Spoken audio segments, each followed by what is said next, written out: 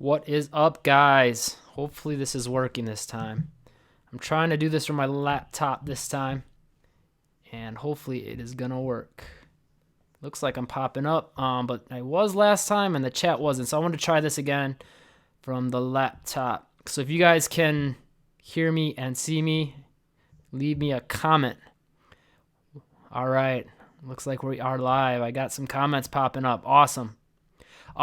So I just did a live Q&A not too long ago, like about half an hour ago, and went pretty good. Got a lot of comments. So this one I wanted to keep a little more focused. There's three things I wanted to hit up with you guys. Number one, just talking about moves and confidence with those moves for you guys to help you guys out, and then also wanted to ask you guys a couple questions, and those are the main two things. And then if there's any other questions you guys got as well, let me know. So that's the main things I want to talk about. And if you guys have any main questions that you really want to make sure I get answered, I think this super chat thing should be working now. I wasn't before. Before I was having a hard time answering you guys' questions because, as you can see right now, there's a million chats coming through. So, what I got though for you guys is the first question I want to ask you guys is who, if you guys could ask me any one question about improving your ball handling ability, what would that question be? Like, what's the number one thing you have a question on as far as improving your ball handling ability? I just want to kind of get a sense of where you guys are at as far as that goes, so I know what to bring you guys for YouTube videos and all that kind of stuff. So just leave me a comment and let me know if you could learn any one thing, or if you have any one question for me about improving your ball handling ability, what would that question be? How do you get handles to where the ball's on a string? Does jumping require strong legs? Okay. How to seem confident? How to get more ball control? Okay, good stuff, guys. Any other comments? Yeah, any one question? How to make the defender bite on your moves? Great question. And I'm going to try to touch on a bunch of this stuff. But I can't guarantee. I'm going to get to all of them because there's like a million chats coming through here. But yeah, any one question. If you have a question for me about ball handling, what would that question be? How do you get to the basket when you have a tall defender? Confidence. How to do double behind the back. I actually got a video on how to do double behind the back. Snake, how can I do a 360 no? I don't know what that means. What you're saying, dude. Okay, lots of good questions, guys. And then I had one more for you guys, and because I'm planning on figuring out sort of some sort of a camp or something like that for the summer, a couple things possibly, and I wanted to know if you could work with me one-on-one personally, what's the one thing that you would want me to like show you? Like, what's the number one thing if you could learn that? What would that thing be in person? Lots of good ideas.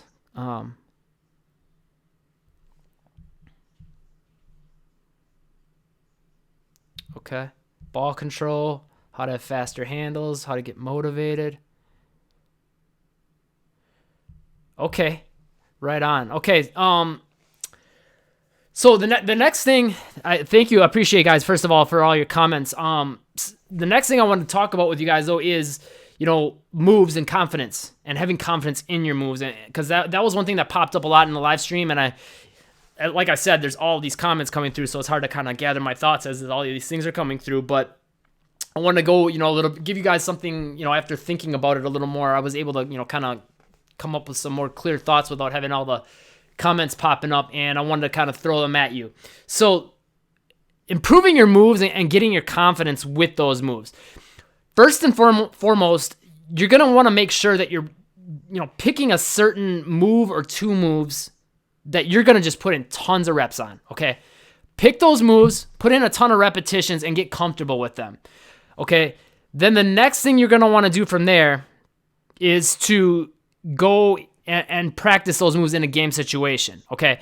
You're not going to ever become completely confident. I mean, you can gain confidence by doing it on your own, but you're not going to get that complete confidence unless you're putting it into a game situation and do it successfully. So even if you mess it up in games, just keep doing it in games. Keep doing it in games. Keep doing it in games. Sooner or later, you're going to get it to work, and you're going to get a big confidence boost from that, number one. But number two, you're going to kind of figure out, okay, this is how I need to do it exactly in game situations. This is the game situations that I need to do it in, and all that sort of stuff. So you can kind of get a feel for when to use it, how to use it in games, because you might need to make some tweaks to the angles you're making, the speed you're doing the move, how you set it up, right? So that's the first thing. Get in lots of repetitions on your own, and then just get lots of repetitions in game.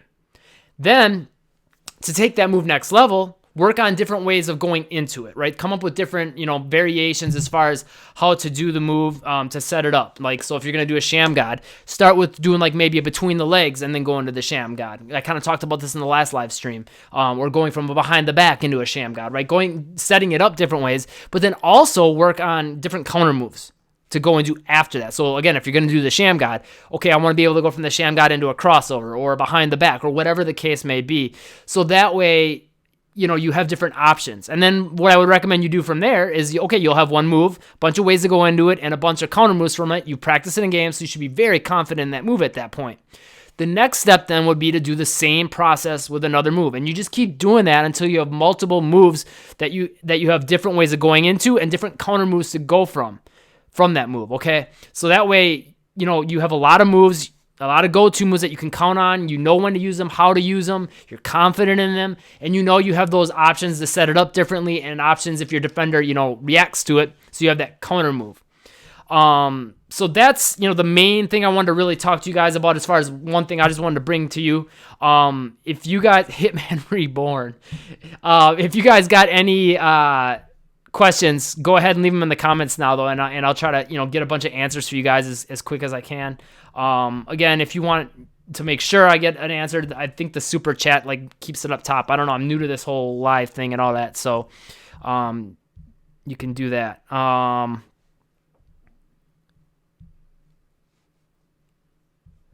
Okay, does working on your fingers while dribbling help you have more control on the ball? Yeah, of course. If you're dribbling the basketball, this is one thing I tell players all the time. You don't want to grip the basketball. A lot of people say your palm should never touch the ball. Well, that's not necessarily true. I don't have a problem. If you watch Kyrie, a lot of times when he handles the ball, his palm touches the ball.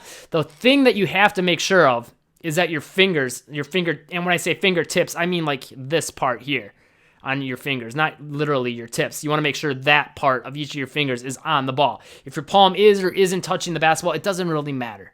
As long as you're getting those fingers on, getting them wide, and getting good grip on the ball, that's how you can really improve that ball control, okay? So the better you can get that grip with those fingers, the better you're going to, the better of a job you're going to be able to do as far as gripping the basketball, getting better control, and it's going to improve all your handles in general, okay? Does bodybuilding make you slower? That's a good question. And it really depends on the way you're working out. There's a lot of factors that are going to go into that. The first thing I would keep in mind, though, is, if you're doing a lot of lifts that are real slow and you're not keeping up with mobility type work and working on your power and your speed, then yeah, you can definitely become slower. Because, with bodybuilding, you're doing lots of reps to try to get a muscle bigger. Okay, so when you do something like that, a lot of times you could be doing slower reps and you can get strong, but at the same time, you'll be tending to make yourself getting used to moving at a slower pace, and you can, get a lot of movement restrictions, which can slow you down if you start getting really stiff and you're not stretching up and doing mobility work. Generally, though, yeah, the rule of thumb is if you're trying to, be quick, I would overall just say, yeah, bodybuilding is something you shouldn't do. You could probably work around that and still have a decent amount of speed, but generally you're going to want to have more of a power type of a workout and types of lifts, plyometrics, things like that, to really work on those things.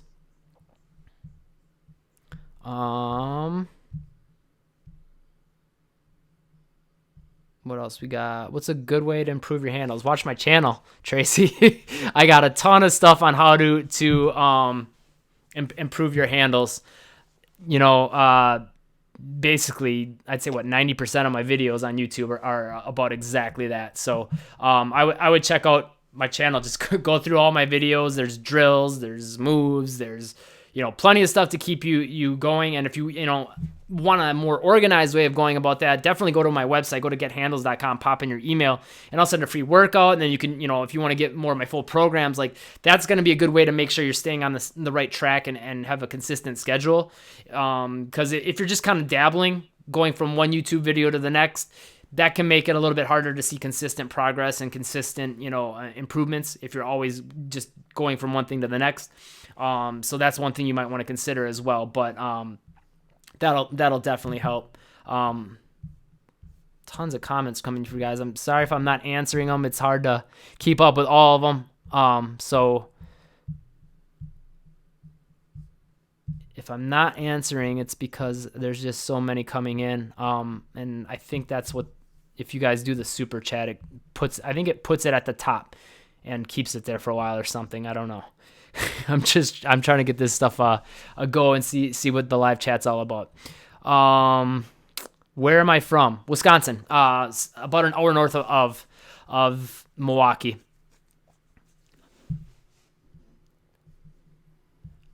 What do we got? Can you make a stretching routine? I might put that on there on my YouTube channel if I get enough comments. Again, like guys, this channel is, I always tell you guys, like the things I'm getting the most comments are the things I'm going to bring you. So the things that you guys are letting me know in the comments in all the videos that I'm getting the most off, and those are the things I'm going to bring you guys. Like my last video on how to dribble faster, a lot of you guys were saying, Coach, can you tell us how to improve our shooting? What are some shooting drills, et cetera, et cetera. So tomorrow when I go to film some more YouTube videos, I'm going to get some shooting stuff in there for you guys.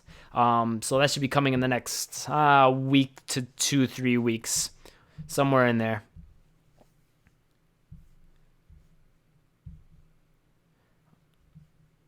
Is it bad for handles with small hands? Having small hands doesn't mean, it does make it a little bit harder because, the wider your hands are, the more surface area of the basketball you can cover, right? So it does make it a little bit easier to have more control over it and good control over it, but you don't need big hands to have good handles. There's a lot of players that can't palm a basketball. Like me, I can only palm a basketball if I've really been working on my grip and my hands are well warmed up. But it doesn't keep me from being able to dribble, and I've seen a lot of guys with smaller hands than me that can handle the rock like crazy, so you don't need to have, huge hands to have good handles. So don't ever, and anything for that matter. Like I've heard a lot of players say, well, I'm short, so I can't be good, or I'm tall, so I'm too lanky and uncoordinated. Like don't make excuses for yourself based on like your physical build. There's always a way to use it to your advantage, and there's always, if you're willing to grind, you're always going to be able to overcome that quote unquote disadvantage. I've seen players that are, real short with small hands that have crazy handles and use their shortness to their advantage. They play real low when they dribble and all that, and it makes it hard for defenders to try to stay with them because they're not used to playing in that space. So, something to keep in mind. Got a ton of questions coming in here.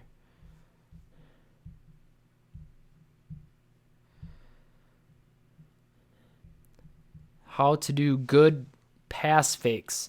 Good fakes in general, it just really comes down to making the fake look as close as possible to the thing that you're faking, right? So if you're going to shot fake, make it look as close to your shot as possible.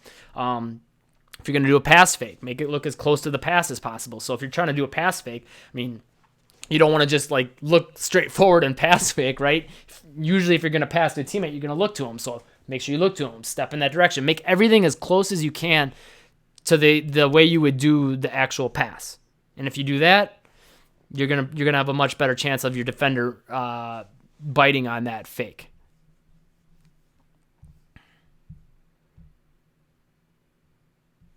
What programs do you have in the future? I love your programs.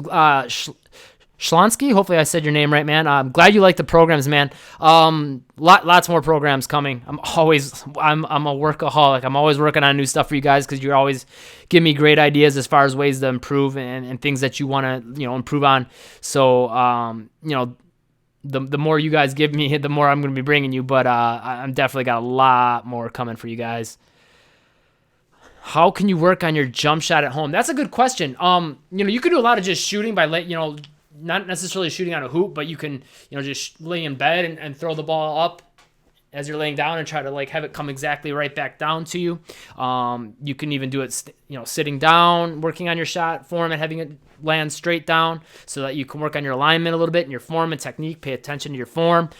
Even if you don't have a hoop at home, you can do, if you can go outside and if you have some sort of a line, or you can put an X on the ground and shoot and try to have it land on the X, right? To work on that consistency with the shot. And again, you can focus on your form. So those are a lot of things you can do to, kind of work on that end of things at home for shooting, even if you don't have a hoop. And if you do have a hoop, well then just get your butt out to the driveway or wherever your hoop is and use it, right? Get the shots in. And one other thing that goes with it too is, make sure you're working on, I see a lot of players when they work on their shooting, they just kind of just take like these jump shots where they take their time setting up and shoot, and they almost shoot it like a free throw.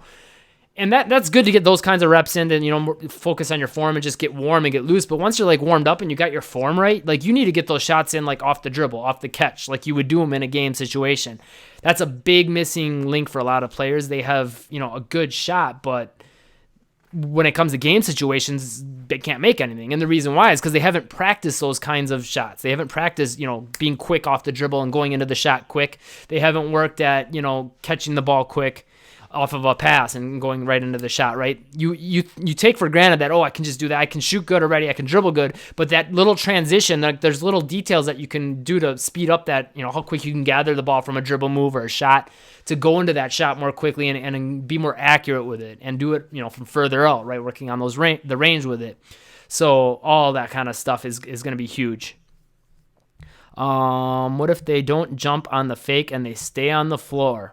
Well, if they don't jump on the fake and they stay on the floor, you got to read them, right? If you give them the pump fake and they don't jump, then maybe give them another pump fake, right? And see if they jump on that one, or maybe give them a fake like you're gonna drive. Like that's one thing you'll see a lot of guys do in the NBA. They'll just pump fake, act like they're gonna drive, pump fake, act like they're gonna drive. They just give them little jab steps, pump fake, jab step, pump fake. And if they don't bite on anything after a while, where they're just kind of standing still, you've almost in a way put them to sleep, right? They're not really even reacting to anything you do anymore. And then at that point, then you can kind of do whatever you want, because if they're not reacting, well, then you should be able to get the shot off. You should be able to get past them. So if you do enough of those kind of little fakes back and forth in a row, a lot of times you'll get defenders to kind of quote unquote go to sleep, and they don't really pay attention to your fakes anymore. How to draw fouls efficiently in matches. Great question. Basically, don't be afraid to make contact, number one, with the defender. Like, if they're coming into you, don't, shy away from the contact. That's one thing you could do. Number two, James Harden does this really well. He'll kind of, put the ball out there to try to get if he's going for a layup, he'll put the ball kind of up high where he knows the defender is going to reach for it, and then at the last second, he'll move his arms. So instead of hitting the ball, they hit him on the arms, right? And he'll be waiting, and he'll be knowing that and waiting for the contact so he can fight through it and then still get that layup. And that's how you can, draw a lot of fouls. Pump fakes are usually good for drawing fouls if you can give them the jump, and especially jump into you, all that kind of stuff. So there's a ton of ways to do all of that.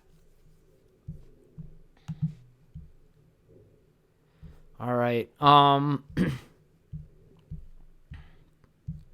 of comments here. Probably over 100 comments here. I'm just going to go back through some of the older ones quick. See if there's any ones. Can you do Kyrie Irving tutorials? Was one of the older ones. Yeah, I got some coming, actually, more coming. He's probably the most requested player you guys give me. So there's definitely going to be more of him coming. All right, let me go back down here. Do I train other trainers? Yeah, I've worked with some other trainers and coaches and stuff like that, doing camps and things like that. And I feel like a lot of times I give a lot of different coaches a different perspective on, especially ball handling, just because there's a lot of, I feel like, misconceptions about the way you should dribble the basketball that have been carried on throughout the years. And, one generation teaches it to the next, and now coaches current day are still being, teaching their players what, has been taught, 20, 30, 40 years ago. And if you watch the best players in the NBA, they don't handle the basketball like that. And, a lot of people, would say for how long that, that's just because they're, the exception to the rule or whatever. But really, it's not that they're the exception to the rule. After you see pretty much every NBA player dribbling the basketball that way, it's more that, okay, maybe this is just, it works, and that's why they're doing it. It's not that they're all the exception to the rule. So hopefully that helps you guys, get an idea of, that's one thing I teach the coaches, to help them, but hopefully that'll give you guys an idea too, as far as what you can, do as far as, okay, maybe my coach says I have to dribble this way, but I'm going to, break down footage and watch how the NBA players dribble, right? Or watch my videos and see the advice I give you, because I think you guys are going to find out that if you do more of that, you're going to see that a lot of, what's being taught traditionally from coaches isn't necessarily always the way that is the best way to dribble. I think I'm going to wrap this up though, guys. My voice is starting to go on me. Appreciate you guys hanging out with me again. Maybe we'll do this again soon. I ended up doing this one the same day just because I had a couple other questions I want to ask you guys and all that. But appreciate you guys coming and hanging out for a little bit, and hopefully we'll do it again soon. Thanks, and I will talk to you guys soon. Oh, real quick before I go, Saturday, how to dribble like Russell Westbrook videos coming, so make sure you stay tuned for that. It'll be coming at, trying to remember, I think I don't remember what time, but it's coming on Saturday. That much I can tell you. So stay tuned for that video, and make sure when it comes out, you leave a comment and like it, subscribe if you haven't yet, and share it with some friends. Thanks for tuning in, guys, and hopefully we'll do this again real soon. I will talk to you later.